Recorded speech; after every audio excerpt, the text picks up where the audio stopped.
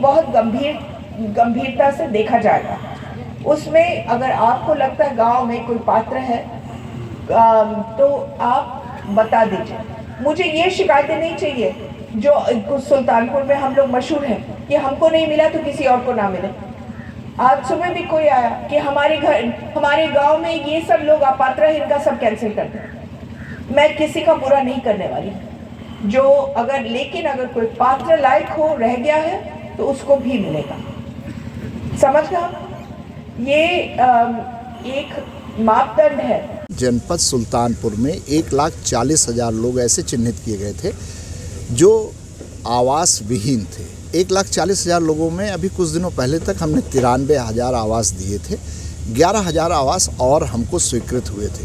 के क्रम में हमारे यहाँ और आवास आ गए हैं। 30,000 आवास और हमारे यहाँ आए हैं।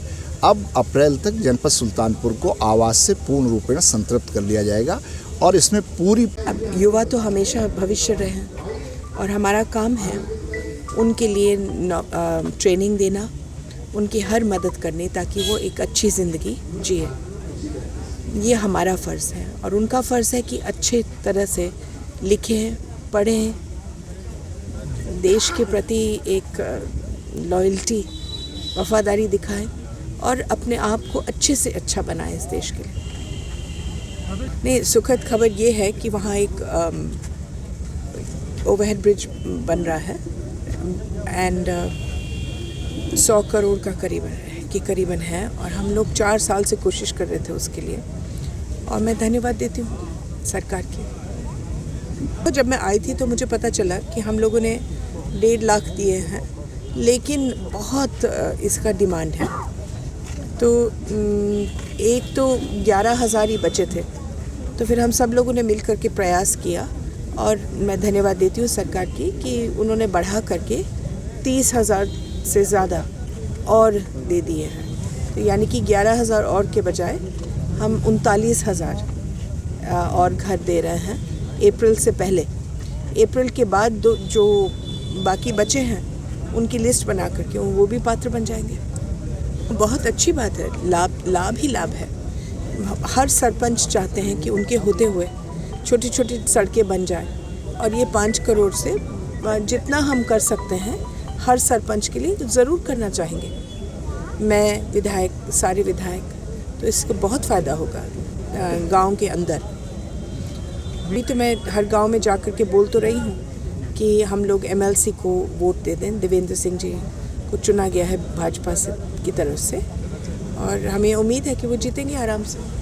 चाहे कितनी भी ठंड हो या बरसात हो या कोविड हो, ये 4 सालों में ये 15 दिन का रिवाज टूटा नहीं और आकर के 200-300 लोग सुबह आते हैं और उन सब का काम होता है, चाहे छोटा हो, चाहे बड़ा हो, चाहे बहुत सालों से। जमीनी लड़ाइयाँ, पुलिस ना सुनने, किसी का बनाना है कार्ड, किसी का पेंशन नहीं बना, किसी की बिजली का बिल ज़ाया। घर के रह गए थे 11,000, बाकी सब हमने बांट दिए और वो भी देखा कि किसी की भी शिकायत हो कि पैसे ना दिए जाए, उनको प्रधान का कुछ लेना देना इन घरों में, सब के सब जांचे जाते हैं बाहर की टीम से। दोष मिलता है प्रधान को, लेकिन प्रधान की ना कोई गलती है, ना कोई इसमें पात्र होता है या अपात्र। लेकिन जब मैं पिछले दफा आई थी तो मैंने पूछा कि कितने घर बाकी हैं, तो उन्होंने कहा बस 11,000 रह गए देने के। लेकिन बहुत लोग मेरे पास आए कि हमको भी चाहिए, हमको भी चाहिए, तो हमने बढ़ा करके अब इसको 39,000 कर दिया है।